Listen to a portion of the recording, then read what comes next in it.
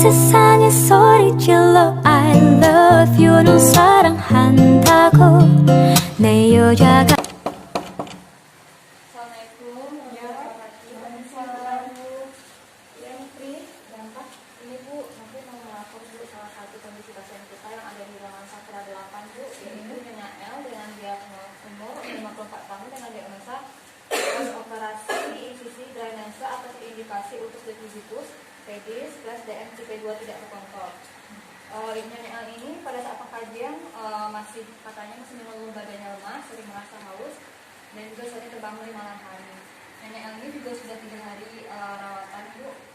Terus dengan tidak terbantuan parasial care dengan sudah diberikan pemberian dextromethorphan sama metronidazole. Terus GDS-nya yang sekarang itu masih 240 mg per dl Bu. Dan diagnosa kita angkat yaitu ada ketidakstabilan kadar glukosa darah dan juga infeksi Bu. Rencananya ini mau nanti angkatkan DRK karena saat ini kondisinya masih belum ada kemajuan Bu. Bagaimana Bu? Ini saya dulu laporannya. Hari rawatan ketiga ya? Iya Bu. GDS-nya masih tinggi ya? Iya Bu, sempat tinggi. Di rawatannya Sakura 8 Bu. Sakura 8 ya? Iya.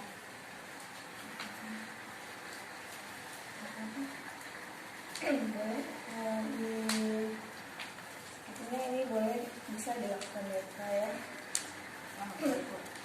Kita siapkan aja dulu untuk DRK-nya misalkan undang-undang dari yang lain juga terus persiapan untuk DRK-nya.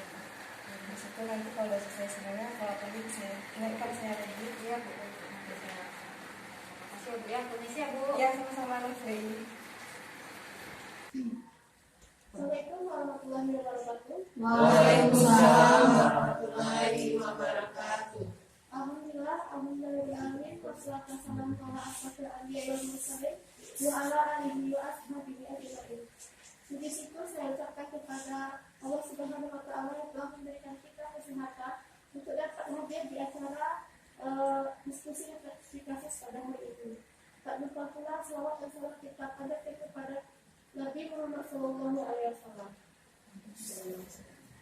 Selamat saya ucapkan kepada Ibu Karu yang telah berkesempatan hadir pada hari ini. Dan tak lupa pula terima kasih saya ucapkan kepada rekan-rekan sejawat yang telah meluangkan waktunya untuk hadir di acara diskusi refleksi kasus pada hari ini di ruangan yang kita berikan ini. Berikut saya akan menyampaikan dari acara kita pada hari ini. Yang pertama itu pembukaan dari moderator yang sedang berlangsung. Yang kedua itu sambutan baru selama 10 menit. Dan pembukaan kasus dari saudara Nufri dan diskusi kasus yang akan kita lakukan secara bersama-sama. Dan terakhir itu penutup diharapkan kepada rekan-rekan sejawat untuk dapat mengikuti kegiatan kita pada hari ini dengan hikmat dan tidak terlalu sebelum kegiatan ini berakhir. Selanjutnya kata sambutan yang akan disampaikan oleh Ibu Karu kepada Ibu Karu dipersilakan. Terima kasih kepada Rufy selaku moderator. Assalamualaikum warahmatullahi wabarakatuh. Waalaikumsalam warahmatullahi wabarakatuh. Terima kasih saya ucapkan kepada rekan-rekan semua dari Bidang dan Pemuda yang telah menyempatkan hadir di ruangan kita ini dan kegiatan rutin kita yaitu diskusi refleksi kasus. Terima kasih juga saya ucapkan kepada Nufri yang telah mengundang dan melaksanakan kegiatan kita pada hari ini. Selanjutnya untuk diskusi refleksi kasus kita hari ini yaitu membahas tentang kasus Nyonya umur 54 tahun dengan diagnosa post op incisi drainase atas indikasi utus depositus pedis plus DMCP2 tidak terkontrol yang nanti akan dibawakan oleh Muhammad Nafri.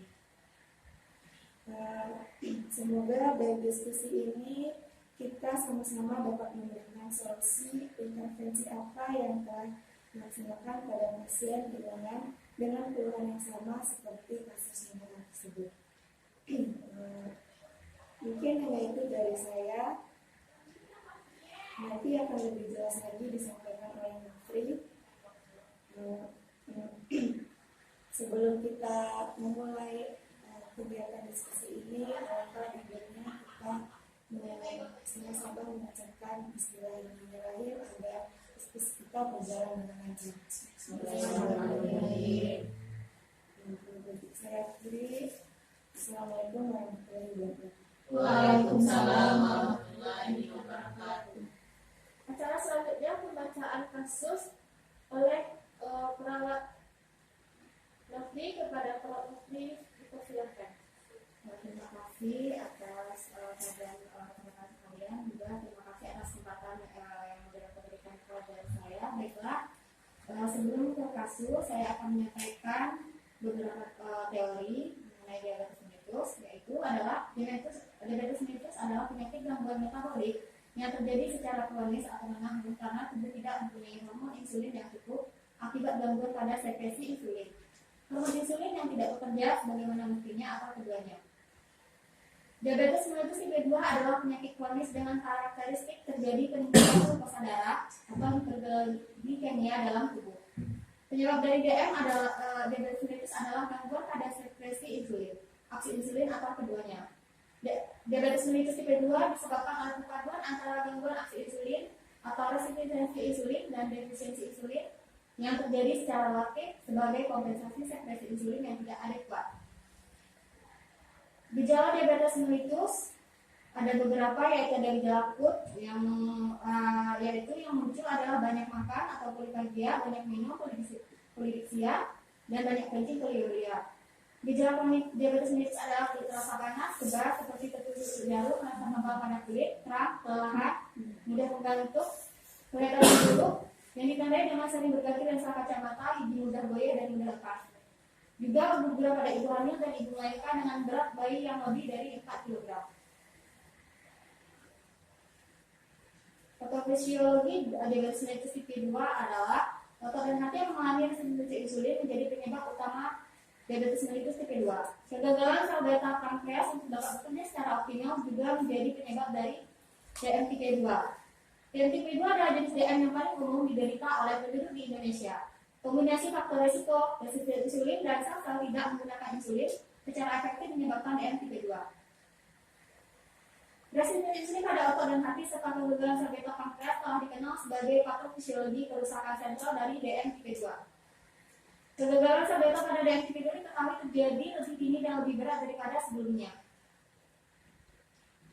Faktor risiko DM tipe 2 yaitu adalah pertama riwayat diabetes mellitus keluarga atau genetik, yang kedua ada berat lahir, yang ketiga ada stres, yang keempat ada umur, yang kelima ada jenis kelamin, selanjutnya ada pendidikan, pekerjaan, penghasilan, pola makan, aktivitas fisik, merokok. Deskripsi kasus yaitu ada seorang pasien berinisial L, umur 54 tahun, dengan diagnosa post-op insisi drainase atas indikasi ulcus decubitus pedis, kelas DM tipe 2 tidak terkontrol. Sudah dirawat selama 3 hari, namun belum ada perkembangan yang berarti. Nyonya L pada saat pengkajian masih mengeluh badan lemah dan sering terbangun di malam hari dan juga sering merasa haus. Tingkat ketergantungan pasien adalah partial care. Saat ini di ruangan Sakura 8, pasien terpasang IVFD NaCl 0,9% per 8 jam, sliding scale per 6 jam, pemberian antibiotik ceftriaxone, metronidazole, dan diet makan biasa diabetes 1.500 kilokalori.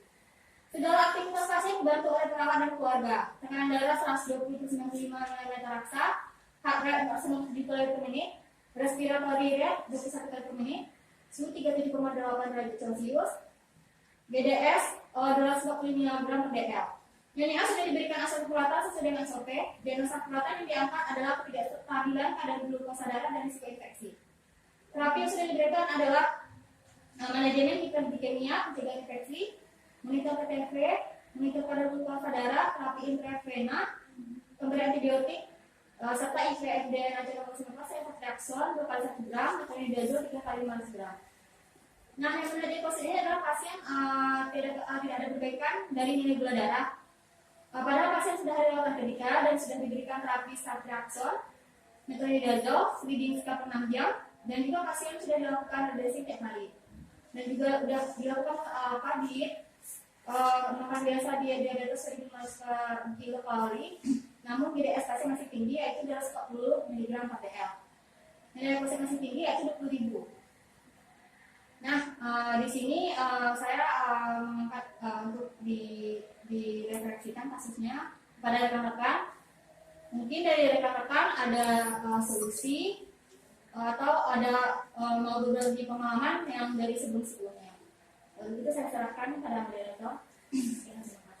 Terima kasih kepada Pak Dodi yang telah menjanjikan kasusnya yang akan diangkat pada diskusi refleksi kasus pada siang hari ini. Selanjutnya itu acara selanjutnya diskusi kasus di mana kepada rekan-rekan semua diharapkan saran serta pengalamannya mengenai kasus yang ada di lapangan ini. Kepada rekan-rekan, apabila ada saran, silakan disampaikan. Baik, terima kasih kepada moderator. Saya perwakilan dari Bangsa Benda. Jadi saya di sini mau memberikan sedikit masukan kepada saudari Nofri. Jadi biasanya kami di ruangan bedah biasanya melakukan perawatan luka pada pasien yang sudah menjalani infeksi.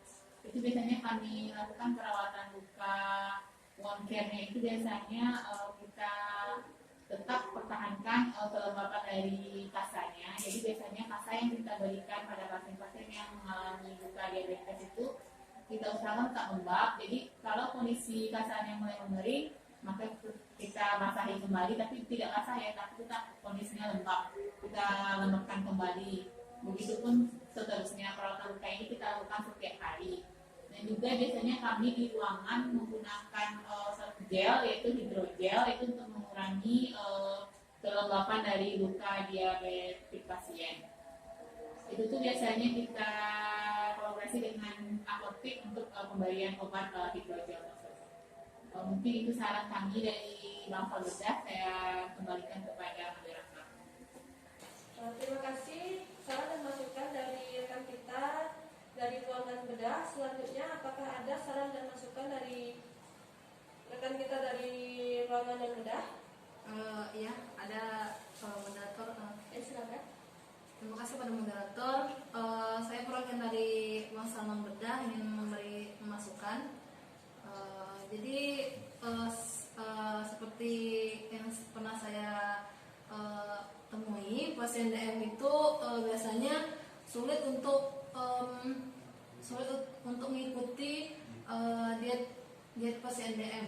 Jadi kita sudah berkolaborasi dengan ahli gizi, tetapi pasien DM itu sulit untuk mengikuti aturan diet yang ada di rumah sakit.